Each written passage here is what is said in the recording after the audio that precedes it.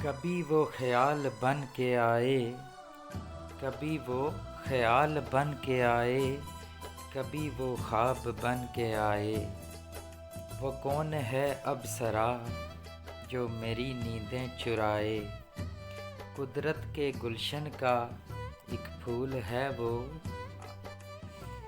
कोई नहीं उस जैसा, आसमां वाले का नज़ूल है वो।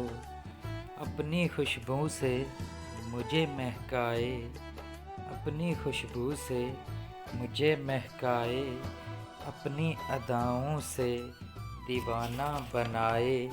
हर अदा उस शौक़ की दिल को बहुत भाए।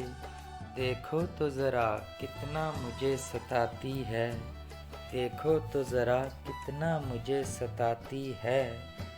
समा गई है मुझ में, उसके बगैर ये दुनिया वीरान नज़र आती है। वो कौन है अब सरा जिसकी मुस्कान मुझे लुभाती है। कभी वो ख्याल बन के आए, कभी वो ख्वाब बन के आए। वो कौन है अब सरा जो मेरी नींदें चुराए।